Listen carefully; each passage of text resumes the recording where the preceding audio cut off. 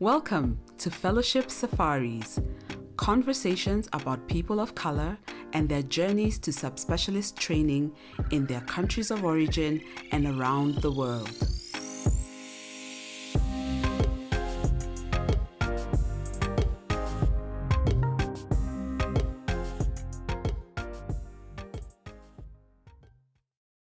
Hi, everyone, and welcome to Fellowship Safaris. I'm your host, Jerry Kariajahi. Today is a day that I hold near and dear to my heart.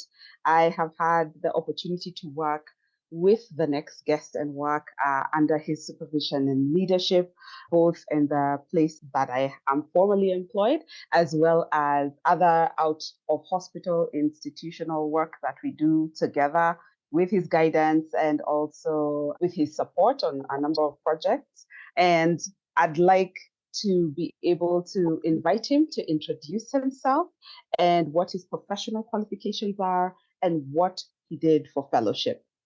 Thank you very much, Jerry. My name is Thomas Ngwiri. I am a pediatrician and endocrinologist. I also work as head of clinical services in one of our pediatric hospitals, and I'm very happy to be here. Thank you so much for joining us today. I'll ask Dr. Ngwiri, why pediatrics? What made you pick pediatrics as a specialty? I think that was somewhere ingrained in my DNA. Ever since I was growing up, I had a few role models who were greatly admired. And to me, pediatrics was a natural choice. I never really thought about anything else. Oh, wow. And what stood out the most from these role models that you had that made you sort of like direct towards pediatrics? I think professionally, they were highly regarded. They were very thorough, and some of them were my doctors as I was growing up as a child. So I really admired how they conducted themselves. And I also found that dealing with children came with challenges, but also was extremely rewarding. Yeah, true that. So I really wanted to share in part of that reward. In that reward. No, that's really amazing. I think one of the things that I have found also as a pediatrician is that I find them to be the easiest population to work with because you know when they are getting better and you know when they're completely down, there's no gray areas in between. So from pediatrics, how long was it before you started thinking about subspecialization? After pediatrics, almost immediately, within a year, I had started thinking about specialization. And actually, I would say perhaps that crossed my mind even during my residency training. So I had it somewhere in the back of my mind, but I didn't do anything about it until maybe just when I finished residency. So I would say immediately after residency, I was on my journey hunting for fellowship. Mm-hmm. And why endocrinology? There are so many people who think about it as one of the most intricate subspecialties in pediatrics. So why endocrinology for you?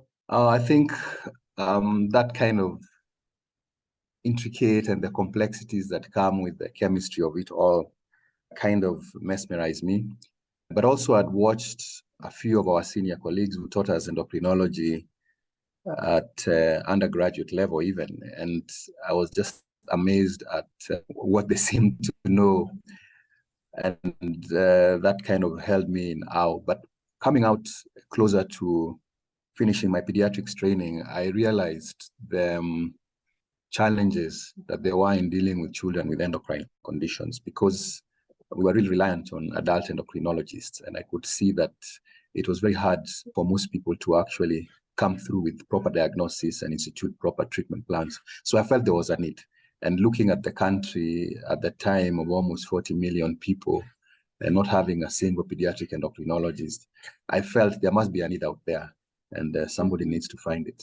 Do you remember what year this was by the time you were starting to think about this and we were just at the point where there were no pediatric endocrinologists? This was all the way from 2005 Wow. and 2006, yes. You know, when you mentioned that, I actually thought you would have said 1990 something but 2000 is not It's not that, okay, well, it's not that long ago. We were already in the next century. Yes, we're in the new millennium, and there was really no pediatric endocrinologist in the country. And there seemed to have been no plan whatsoever for anyone going in that direction. So we really did have a gap. And how did you end up landing on a fellowship that you were happy with or were able to connect with? First, I had a few false starts. I had shared my desire to study endocrinology with a senior colleague. And he was kind enough in one of his international travels to have met a team, and they told him they had a program. And he came straight back and connected me with a team from New Orleans. And I made my first application for a formal training to New Orleans. As fate would have it, almost immediately after we initiated our communication, there was a Hurricane Katrina, which literally swamped New Orleans, including the medical school I was supposed to go to train in. No. And even communicating via email became impossible. And we had this 9-month gap where I didn't hear anything from them. Yeah. I didn't even know if they were still alive. And they wrote back that much later and said, look, we got swamped. We have been dealing with emergencies. Our school and hospital has been under the water. And so we couldn't even think about fellowship training. That's why our trail went cold. And then we needed to rebuild the institution almost from scratch. So that definitely was not an option anymore. Yeah. But then, yeah, interestingly, as I was on my struggles looking for a school, the European Society for Paediatric Endocrinology, called ESPE, came calling. And they came to Kenya, and they had also noticed from their own studies that there was really no activity in pediatric endocrinology on the continent. So they visited a few countries, including Kenya, with a view to collaborating with local institutions to establish a program in pediatric endocrinology on the continent. So I happened to be in the right place at the right time. The right time. I got to know about this opportunity, and I got invited to their first local workshop. And they trained us through some basics just to see who would actually be interested in following through with this. So you can imagine my own excitement. That sounds so exciting that you were in that very first group of people as they were having this first workshop. So what happened after you did your application, after the workshop? Good things happened. I did submit. I was subjected to this competitive process. And fortunately, I was the fellowship scholar for 2007. And so I was admitted, but that was before there was a local training program. So my admission meant that I would undergo my training in an SP accredited institution in Europe. And I packed my bags. And in 2008, I left the country and went into training. Oh, wow. Which country did you go to do your training in? Yes, I went to Israel, and I went to the city of Haifa, and that's where I did my training.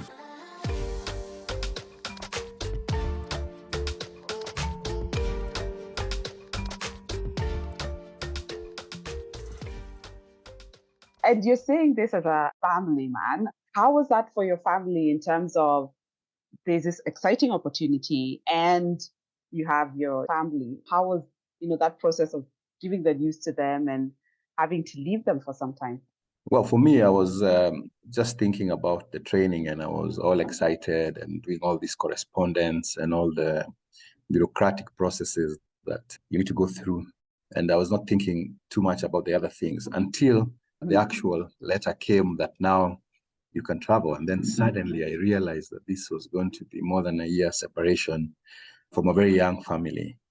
And some of them were too young to understand. But now I started feeling the pressure of this separation. But I said, okay, I've got to do this.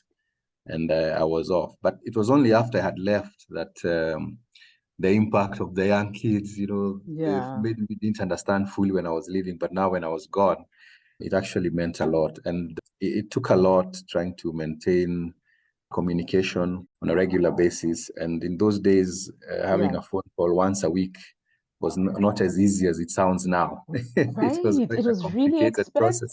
Yes. It was expensive.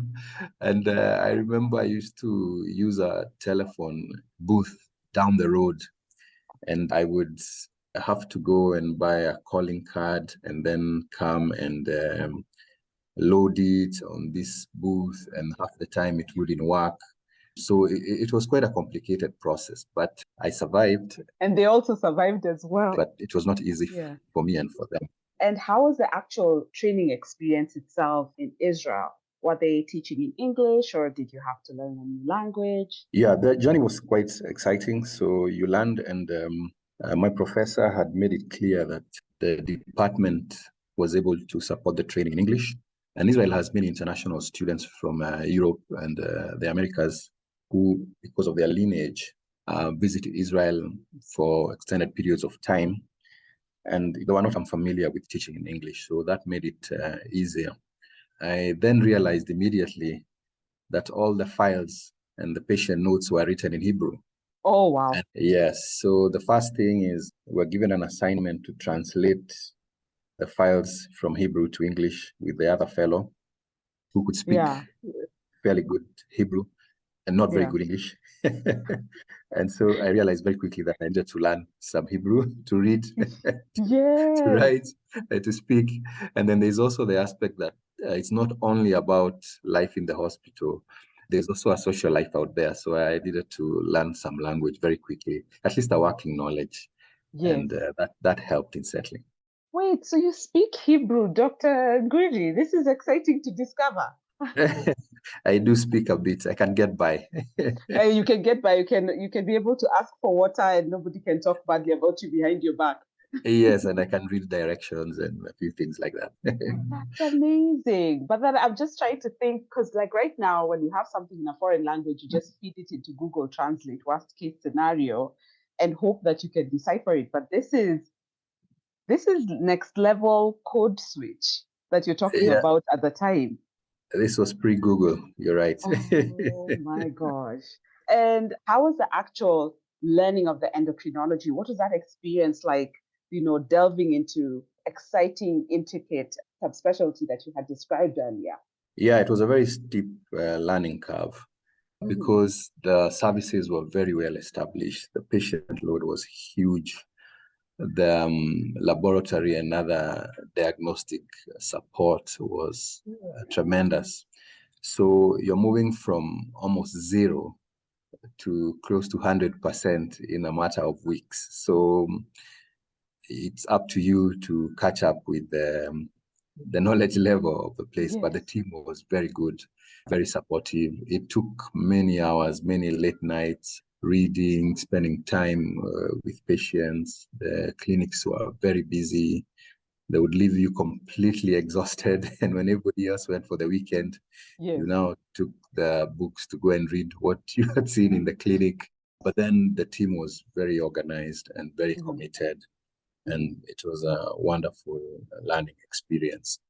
And had there been any time that there were any challenges during that time? I know you mentioned language was one of them and the steep learning curve. As a clinician, as a man, were there any challenges that you experienced during the time of your fellowship? There's always challenges with adapting to a new environment. Some of them are cultural.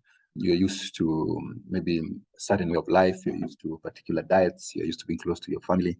So that took some getting used to. But I must say that just the sheer workload kind of numbed one to some of these things, at least initially.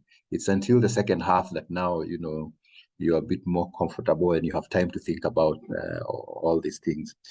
But all in all, I would say that I was fortunate that the country was quite used to having very many visitors. It's a big tourist destination, so they kind of are accommodative to many different backgrounds and cultures. And I think that helped. And the team that was training me also had a lot of international experience, so they made my experience easy. I spent a lot of weekends at the house of my professor with his family because he understood that it was good to have a family away from home. So some of those challenges were made easier just by having people who are prepared to host international students. Then at the time I had left the country, Kenya had just gone through a difficult period, post-election violence, 2008. And so there was always this nagging feeling whether people are at home are okay. But interestingly is at the same time, a war broke out in Israel, in the north where I was. What? So I was worried Yeah. about them at home, Yes. and Yes. they were worried about me on the other side because if the sirens went off, I had to be in a bunker. So we were both worried about each other. So some of those things made the experience a bit more difficult. I can't believe that you had to be in a bunker and have a bunker on standby during your fellowship. These are things that we've only read about in some history books, not actively experiencing them in our lifetimes. Yes, so that was a new experience. It wasn't meant to be part of the fellowship. It just happened. I think it's so interesting. And I think one day, Dr. Ngwiri, for the record, I think you need to write this story, write a memoir, because this is interesting stuff. Because for a lot of people, when we think about fellowship, people only think about the academics, and you're talking about the political climate and the impact it had on your family as well as on yourself. And you guys were on different, you're on different continents. And the politics was impacting you guys significantly. Yeah, it's so true. When you think about fellowship, you think about books and patients and lab, but there's also another important aspect, which is the social. Yeah. One of the things that you mentioned is that there was this program through ESPE, and one of the challenges that a lot of people who are aspiring for fellowship struggle with is funding. Are you able to talk about what the funding structure looked like for your fellowship? Well, I was very fortunate because what ISPE had done was create a scholarship program to support different areas in their development of pediatric endocrinology. And that fund had been utilized in Eastern Europe until Eastern Europe was considered to be on its feet. And then the attention shifted to Africa. So the opportunity came with a fully funded scholarship that took care of tuition, living, travel. So I never had to worry about my livelihood on that side. And the government of Kenya, where I was working at the time, was so kind enough to grant study leave on full pay. So it meant that the family was taken care of on this side, and I was taken care of on the other side by the scholarship. That is an amazing structure. And I'm so glad to hear that your family was being sorted on one hand. So you don't have to think about or worry about them. There's income coming in on this side. And then you're able to actually focus in terms of just studying and doing what you are meant to do, whatever took you to Israel. And when you mention Israel, I immediately think about church and how there are many people who've taken their journeys there. Did you have and I'm just asking this, did you have a spiritual experience being in Israel? Talk about, the spiritual and the faith experience for you during that time. It's inevitable. There's a lot of history, religious history in the country, in different cities, from Jerusalem to Petra to everywhere. So it's quite an experience. And I met very many Kenyans who had come on their own spiritual journeys, and they were Yes. surprised to hear that people do go to Israel for reasons other than pilgrimage. They were really Yes. surprised to find some of us there. Yeah, it's so interesting because I think for the longest time, before we started thinking about medical advances and agriculture, interestingly enough, people had thought about Israel mainly, pilgrimage. So it's interesting to hear that you got to interact with Kenyans out there. And I'll do a bit of a fast forward to endocrinology now developing in Kenya. Were you involved in that sort of like process of fellowship starting out in the country? Yes, I was. So part of my scholarship and training was with a view to establishing a training program in the country. So I did go, I finished my training, I came back. In parallel, the endocrinology training program was being built in Kenya. So the first program was basically run by international tutors. And the first class was actually admitted in 2008, at the same time as I was having training on the other side. So my return coincided with probably the second year of training.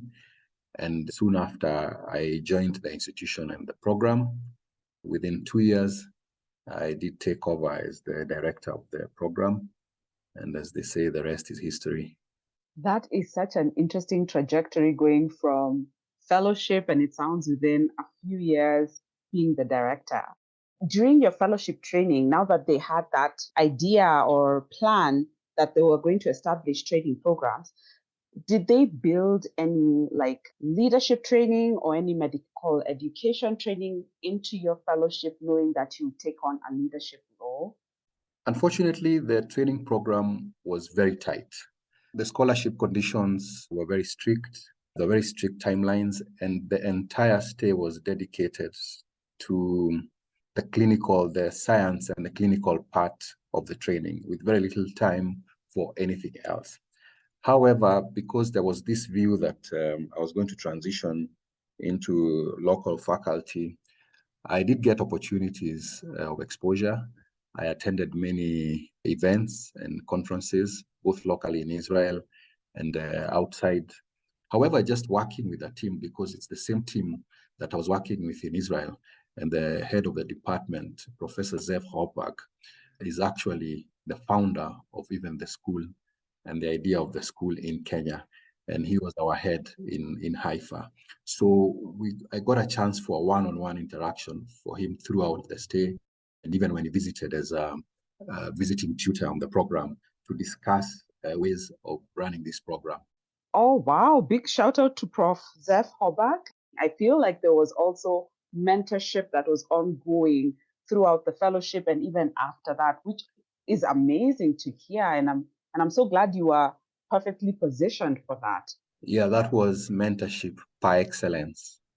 And Yeah. I owe a big debt to Prof. Zekbak, who recently rested, but Mm. his legacy will live on for a long time. Yeah. Oh, for sure. And it's so amazing that you've shared that, because that's such an amazing thing for a lot of people who finish their fellowships to start thinking about ways to be able to mentor other people as they're starting their fellowships, and how that transitions or translates into leadership and being able to take on leadership positions once they start working as subspecialists. So thank you so much for sharing that.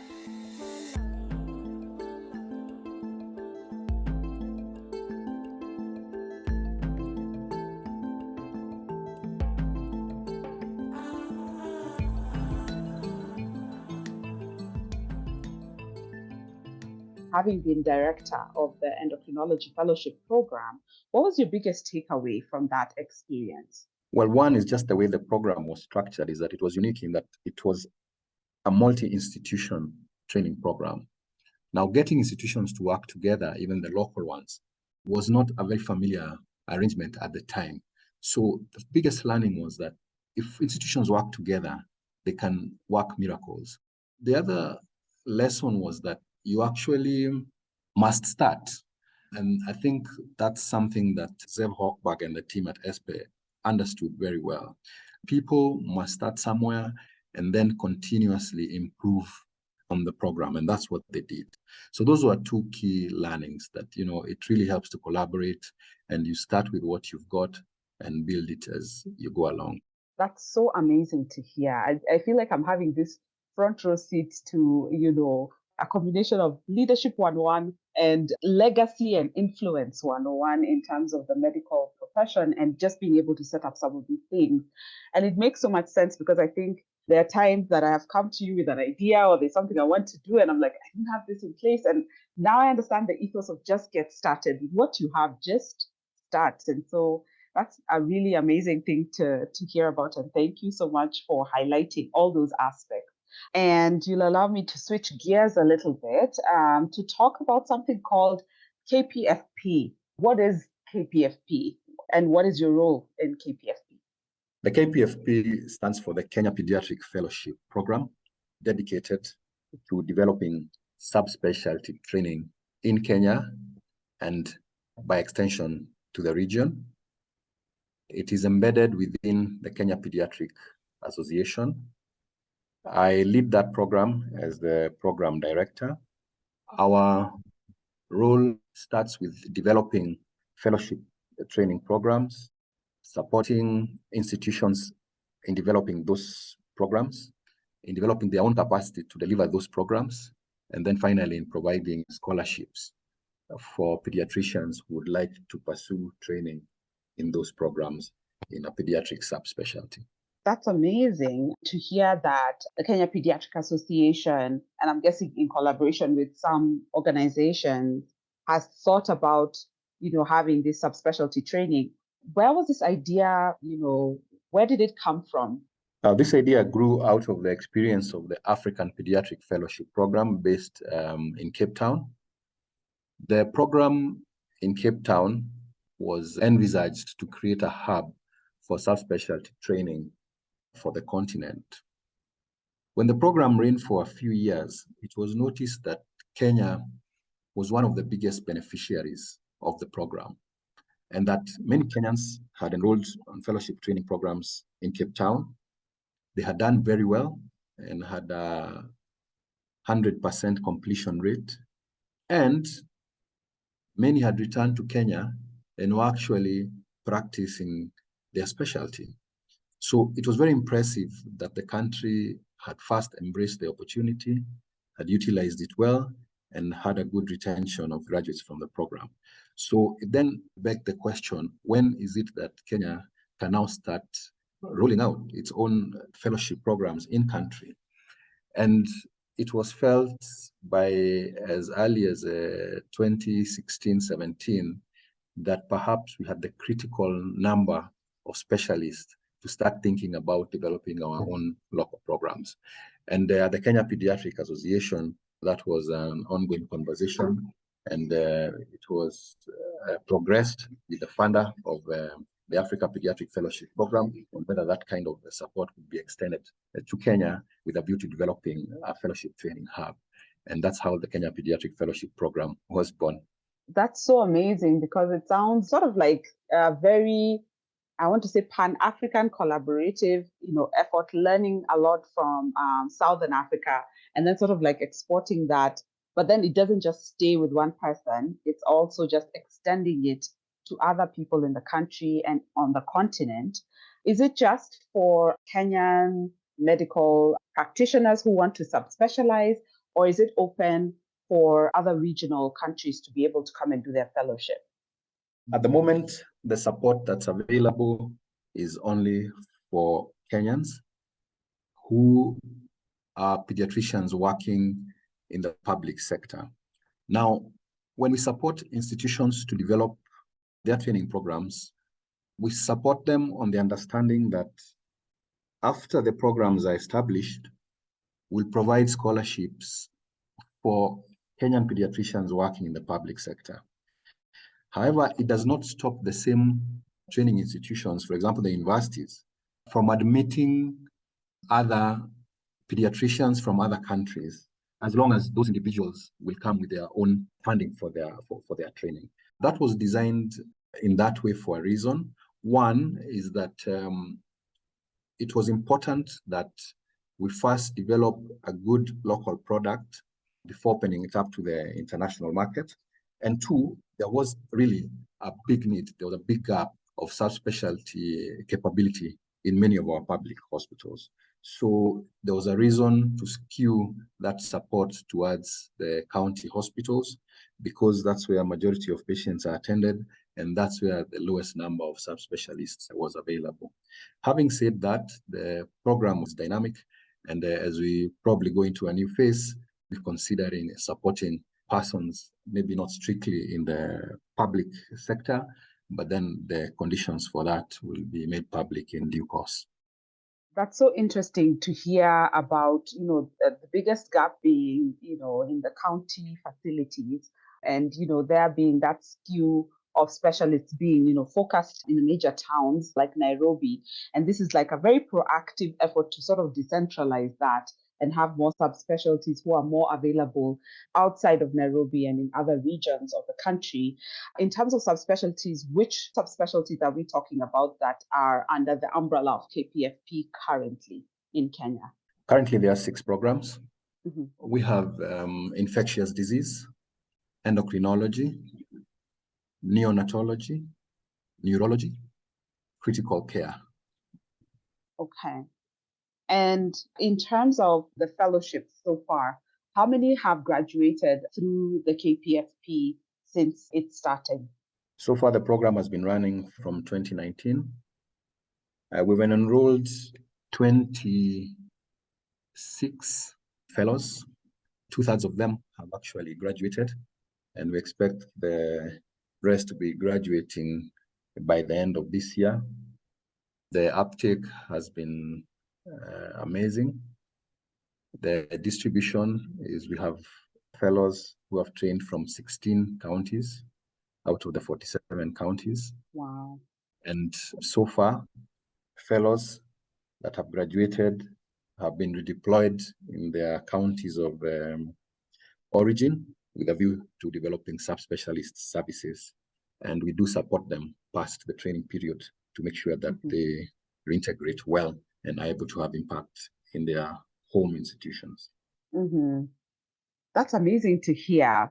When you say 26 in 3 going to the 4th year, that's not a small number. And this is, likely to continue to grow. And I'm so glad to hear that we're already at 16 out of 47 counties and continuing to grow and develop from that within the first 3 years. So that's a really amazing thing to hear that KPFP has been able to do for the country. Have there been any barriers in terms of having this rollout of the fellowships through the KPFP? Yeah, there are a few challenges along the way. One is that the conditions for the support was that this would only go to pediatricians working in the Kenyan public sector. So it meant that they would all be staff of the county government. And so the county government would need to release them for 2 years to come to school. That's not always easy because in some places where there's a person with interest, they may be the only pediatrician or one of 2 pediatricians. So it's a big sacrifice on the part of the counties to release them, to continue supporting them in terms of payroll while they come to study, and the program supports them for the other aspects of training. So that was a challenge. Also, the distribution of the applicants, because we say fellowship is usually driven by passion. It's very difficult to go to a particular county and say that we look at your health needs to be this, and so we need to train somebody in this area. Usually it was structured that it would have to be the persons to demonstrate their interest, and our work is to support them. So there could appear a mismatch where an area with the highest neonatal mortality, for example, which would look like a natural candidate for a trainee in neonatology, doesn't have somebody interested in that particular field. While another county that seems to be doing well actually has the people with interest in neonatology. So closing that gap is part of the challenge. But all in all, we've had very good engagement with different instruments within the Council of Governors, the County Executive Council's Caucus of Health, which is a unit within the Council of Governors. And through that, we've actually had good collaboration, and all the applicants have actually been released and been able to take up their positions once selected. That's so helpful to hear. And also, even for people who are in positions of authority as they're hearing this, as well as mentors out there, just being able to actively engage healthcare professionals from earlier on. Fellowship is like a passion project. And so starting very early and starting to have these conversations with doctors in, earlier on in their, practice is really helpful to, help people sort of like gain their way and figure out how they can be of service while balancing that with being involved in passionate work. As we come to a close, what would be your parting shot or your words of wisdom for someone who's thinking about fellowship, for someone who's contemplating if they want to embark on this journey? What would you say to them? Just do it. Don't think about it too long because time is running. I believe that the first instinct is the right one. Where you think the field you want to pursue first, that's probably where your passion lies. Don't consider too much whether you'll get the necessary support to practice your new skill, because now the country has changed. There's much more support. The program KPFP is there to back you up. So you don't have to study the chessboard too much. Just follow your heart, go where your passion leads you, because things are different from what they were in 2008 where you had to navigate all these complex things almost on your own. There's now support. So just go for it. I love it. Thank you so much for sharing your experience, your words of wisdom, and this amazing framework that has unfolded in Kenya in terms of subspecialty training. And it sounds like the sky is the limit for our country and for our continent. So, asante sana, Dr. Ngwiri. Thank you so much for your time. And for those who have listened, I hope that, hearing about this fellowship experience as well as all that's happening within Kenya, things are within reach. And we'll put in links for the different institutions and programs that we have mentioned today that you can be able to peruse and find out more information. Until next time, I'd like to say bye. Kwaheri, see you later.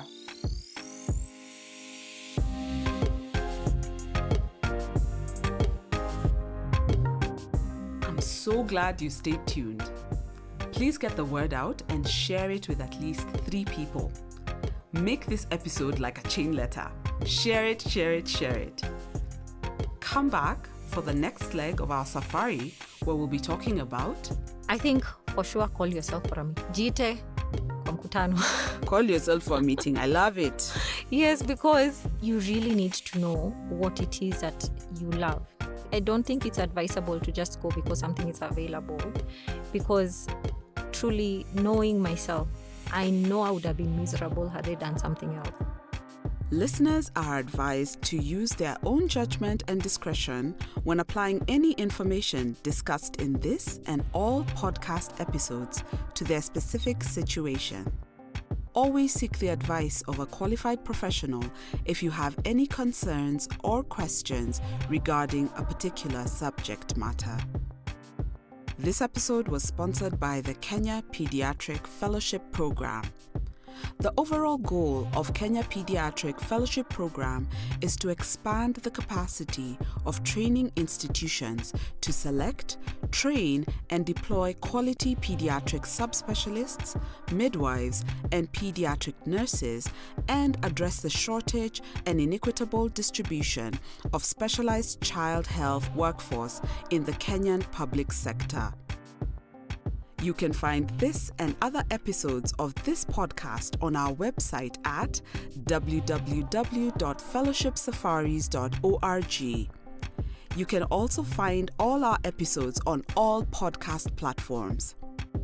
Reach out to us on social media as Fellowship Safaris on Facebook, Instagram, and TikTok, and our Twitter handle is @fellowshipsafar. You could also send us an email on fellowshipsafaris@gmail.com. We look forward to hearing from you and interacting with what you have to say about the Fellowship Safaris podcast. It takes a village to make this podcast. The executive producer and original music is done by Mokavi Maweu. The sound engineer is Tevin Sudi with thanks to AQ Studios. Graphic design was done by Benjamin Mboya. We would like to give a special shout out to Josephine Karianjahe and Melissa Mbogwa of Africa Podfest. All rights reserved by Dr. Jerry Karianjahe and the Fellowship Safaris podcast.